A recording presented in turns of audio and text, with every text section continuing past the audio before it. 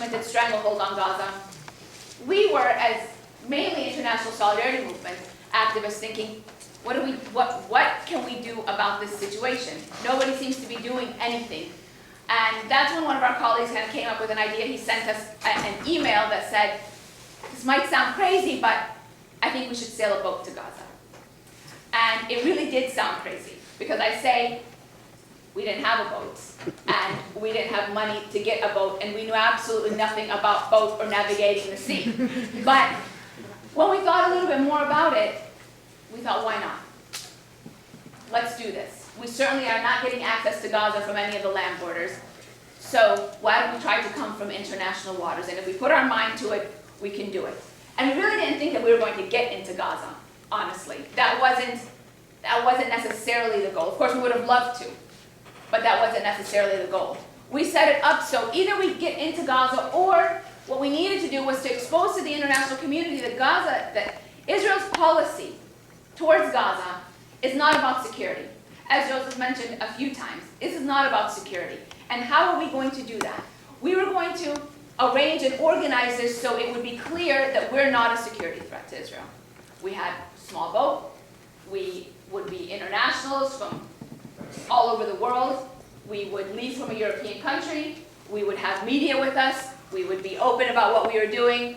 And we're going unarmed peacefully towards Gaza. And if Israel is going to confront us in the middle of the sea, they can't claim that it's about security because we don't constitute a security threat.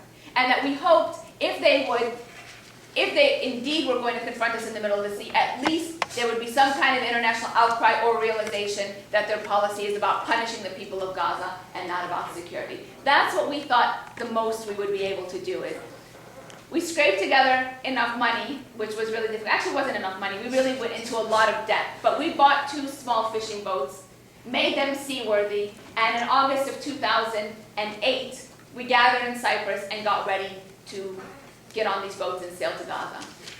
And we went over the different scenarios. We gave training to the people. 44 people were going to be on these 2 small fishing boats. Everything that we can think of that Israel might do. They might torpedo us. They might open fire on us. People can be injured. People might be killed. They might try to sink our ships. There might be a standoff at sea. Maybe at best they would arrest us and we wouldn't really have any kind of serious injuries. We went over all of these scenarios and people realized that we could die. And we had to make sure that everyone knew this. And everyone signed these forms realizing that, all of the things that might happen. And we said to people also, if you're not prepared for this or ready to risk serious injury or possibly death, then don't step foot on those boats. And we won't think anything the less of you if you don't come on these boats. That's fine, because we need people. We need people on the land team. We need people back home. We need people doing media and other support work, so it's okay. But nobody backed down. Nobody stepped back. And it's not because these were kind of young, naive activists or wannabe heroes or anything. No. We had people ranging from 21 to 84 years in age. We had a Holocaust survivor. We had an 81-year-old nun. We had an Israeli professor. We had other professors, a member of parliament, students, a doctor, nurses, from 17 different countries. People, parents, grandparents, people that had lives and loved ones to go back home to. So this wasn't some kind of, heroic mission that we were on. But we firmly believe that we had to do this. Our governments were failing, so we as members of international society needed to take action, and this was something that we believed we had to do. And so we did. We set sail for Gaza on the 22nd of August, 2008. The voyage was going to take well over 30 hours, and not because Cyprus, where we launched from, was far from Gaza. It's only 230 miles, but our boats were so slow, they were just hobbling along. It was going to take us a long time to get to Gaza. And despite the seasickness, despite the dangers that we felt were ahead, people's spirits were high. And literally, I can tell you about 30 hours into the voyage, almost everybody on those boats was out in terms of not being able to lift their heads, seasick, throwing up. We were almost going to airlift one person out. Actually, she was so severely dehydrated and sick. But she didn't want to be airlifted out, and nobody wanted to turn back.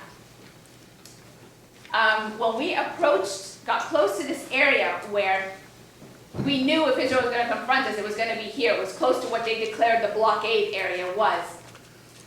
A lot of things went wrong. We had satellite phones on our boats. Well, 4 hours into the trip, all of our satellite systems went out, jammed. At least we think they were jammed because we couldn't think of any other explanation, really. And then we had arranged for a media boat to meet us at a certain point, so at least they could record from afar whatever was going to happen to us. That media boat never found us. And so here we are about to enter this area with things that went wrong, not as safe as we thought we were going to be, but we didn't want to turn back either. So we made the decision to go. And about a half an hour after we made that decision, one journalist who had a satellite phone that was on a different system got a phone call from a friend that said, the Israeli Foreign Ministry just announced that they are not going to stop you. And that was unbelievable to all of us, because for the first time we realized we're actually going to get to Gaza. For all of us, the first time, a lot of us at least, the first time we're going to get to Gaza, beyond our wildest dreams, and seriously, the first boats in over 41 years that we're going to reach the Gaza port, because you're not allowed. Israel controls these ports. And so people were jumping up and down and laughing and crying, and then also a little bit worried, because that was the only scenario we actually hadn't prepared for, is getting into Gaza. We didn't expect that. But it was literally one of the most beautiful experiences of my life, because as we neared the Gaza port, not only could you see the Gaza skyline, it was actually unbelievable that we had done this as a bunch of, just average people from around the world. We had stood up to the Israeli army in this way, the Israeli Navy. But then the thousands and tens of thousands of people in Gaza that rushed to the port spontaneously to meet us. And fishermen jumped in their boats to come out to meet us. Young boys jumped into the water to swim out to us to meet us.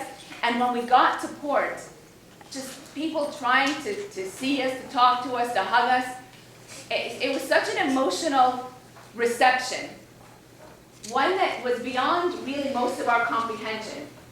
In trying to understand how people that were struggling on a daily basis to resist this massive machine that is trying to get rid of them and making their lives nearly impossible. On a daily basis, a struggle to stay alive, and you know that the countries that we're coming from are supporting this.